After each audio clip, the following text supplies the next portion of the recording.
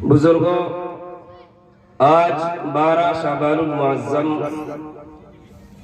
ہو چکی ہے۔ حضور اکرم صلی اللہ علیہ وسلم نے حدیث شریف کے اندر ارشاد فرمایا کہ شعبان میرا مہینہ ہے اور رمضان مبارک اللہ رب العزت کا مہینہ ہے۔ اس مہینے میں ایک رات آتی ہے، کل کی رات باقی ہے، پرسوں جو آئے گی وہ 14 شعبان اور 15ویں شب ہوگی، جس میں اور آپ ہم سب مل کر کے اللہ کی عبادت کرتے ہیں۔ لیکن اس رات میں دیکھنے میں یہ آتا ہے کہ کچھ لوگ تو سرے سے ہی اس کی فضیلت کا انکار کر دیتے ہیں، اور کچھ لوگ اس کی فضیلت کے اندر اس قدر منہمک ہو جاتے ہیں کہ اس کے علاوہ یہ سمجھتے ہیں کہ دوسری عبادتیں جو ہے وہ فضول ہے، حالانکہ ایسا نہیں ہے۔ ایک حدیث شریف ملتی ہے ام عائشہ رضی اللہ تعالیٰ عنہ سے۔ ام عائشہ رضی اللہ تعالیٰ عنہ فرماتی ہیں حضور اکرم صلی اللہ علیہ وسلم میرے پاس لیٹے ہوئے تھے، ہم دونوں آرام فرما رہے تھے، رات کا کچھ حصہ گزرا، میری آنکھ کھلی، میں نے دیکھا میرے محبوب، میری آنکھوں کی ٹھنڈک، میرے دل کا سکون، اور جس پر میری جان قربان، میرا مال قربان، میرا وقت قربان، وہ میرے پاس نہیں ہے۔ ام عائشہ رضی اللہ تعالیٰ عنہ فوراً اٹھی،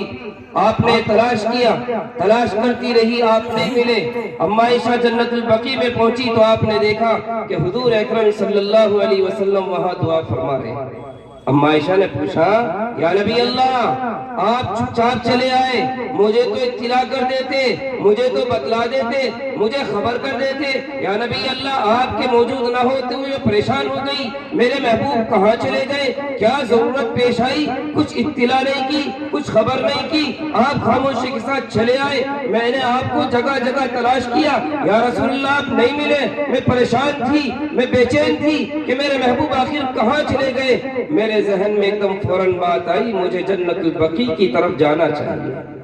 یا نبی اللہ بتائیے کیا بات ہے؟ تو میرے محبوب نے فرمایا عائشہ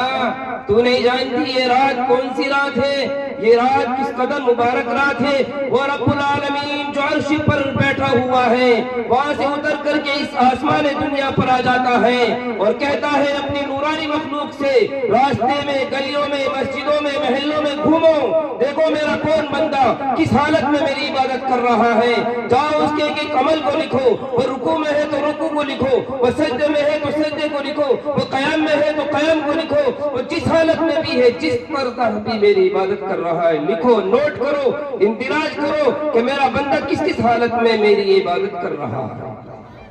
لیکن جب ہم معاشرے کے اندر غور کرتے ہیں، ہم اپنے نوجوان پر غور کرتے ہیں تو ہمیں اس کا برعکس نظر آتا ہے۔ ہائے میرے نوجوان، میرا رب تو عرش سے اتر کر آسمان دنیا پر آیا اور کہہ رہا ہے کوئی مجھ سے مغفرت طلب کرنے والا، میں اس کی مغفرت طلب کروں، ہے کوئی مجھ سے رزق مانگنے والا، میں اس کو رزق دوں، ہے کوئی مصیبتوں میں پھنسنے والا، میں اس کی مصیبتوں کو دور کروں، ہے کوئی اپنی حاجت کو رکھنے والا، میں اس کی حاجتوں کو پورا کروں۔ مگر افسوس میرا نوجوان اپنی گاڑی کا سلنچر نکالتا ہے اور محلوں میں گھومتا ہے، ریس دیتا ہے اور سمجھتا ہے یہ جاگنا ہے۔ نہیں، یہ جاگنا نہیں ہے، یہ ناجائز ہے، یہ حرام ہے۔ میرے مسلمان نوجوان، تجھے یہ کس نے بتایا کہ یہ جاگنا ہے؟ جاگنا تو یہ ہے، میرے محبوب نے فرمایا کہ اجتماعی عبادت نہیں کرنی ہے، بلکہ یہ رات تو اللہ سے کونے میں بیٹھ کر کے یہ گنہگار ہاتھ اللہ کے سامنے پھیلانے ہیں، اپنی مغفرت کرانی ہے، اپنی ضرورتوں کو اللہ سے پورا کرانا ہے۔ مگر افسوس میرا نوجوان بھائی تو روڈوں کی زینت بنا ہوا ہے، گلیوں کی زینت بنا ہوا ہے، بازاروں کی زینت بنا ہوا ہے، بازاروں میں گھوم رہا ہے اور سمجھتا ہے میں تو اللہ کے لیے جاگ رہا ہوں۔ جاگنا نہیں ہے،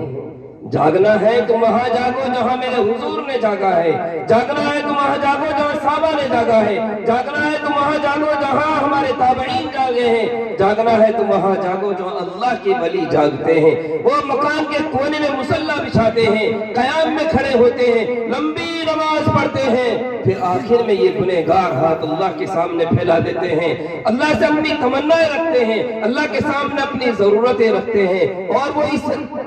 اس رات میں فیصلہ کرا لیتے ہیں۔ میرے اللہ اس رات میں فیصلہ ہو جانا ہے، کس کو مرنا ہے، کس کو جینا ہے، کس کو پیدا ہونا ہے، کس کو دنیا سے رخصت ہونا ہے، کس کو مال دیا جانا ہے، کس کا مال چھیننا ہے۔ وہ اس رات میں اللہ سے خیر طلب کرتے ہیں، وہ اس رات میں اللہ سے ایمان پر خاتمے کی دعا کرتے ہیں، وہ اس رات میں اپنے لیے اللہ سے اولاد مانگتے ہیں۔